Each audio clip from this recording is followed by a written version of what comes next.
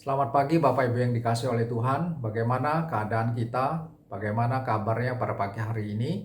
Saya berharap kita dalam kondisi yang baik-baik dan juga sehat selalu.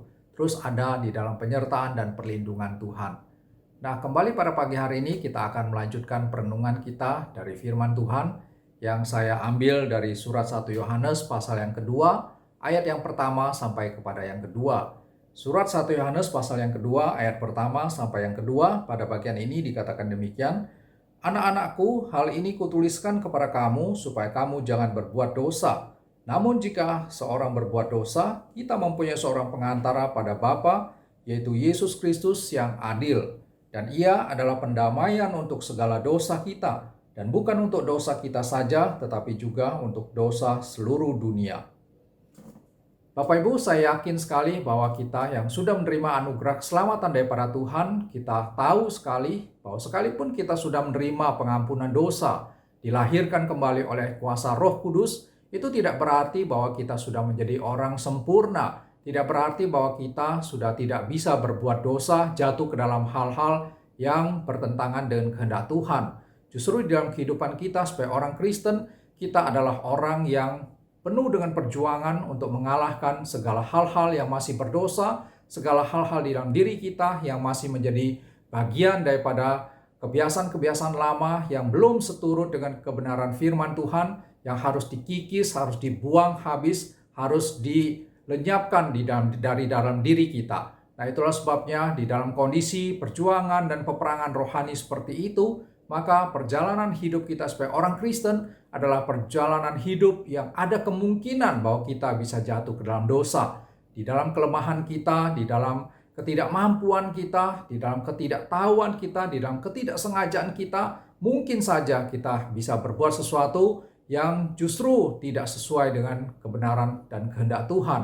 Nah, bagaimana kalau hal itu terjadi di dalam kehidupan kita sebagai orang Kristen? Nah, Bapak Ibu yang dikasihi oleh Tuhan, kejatuhan ke dalam dosa bukan suatu kata akhir daripada perjuangan kita sebagai orang Kristen, tetapi adalah sesuatu hal yang justru kita harus terus-menerus membutuhkan juru selamat kita, Yesus Kristus. Dan berita baik yang kita dengar dari firman Tuhan pada pagi hari ini, dikatakan pada bagian ini bahwa Yesus Kristus menjadi pengantara antara kita dengan Bapa, antara kita dengan Allah yang Maha Kudus, Maha Suci adanya, sehingga Dia sebagai pengantara, Dia memiliki satu kesediaan untuk mengampuni kita, mendamaikan kita daripada dosa-dosa kita, sehingga karena karya pendamaian itu, pengampunan, penyucian yang diberikan kepada kita, orang Kristen yang masih lemah, yang ada kemungkinan jatuh dalam dosa itu, maka kita boleh beroleh pendamaian, hidup, rekonsiliasi dengan Allah.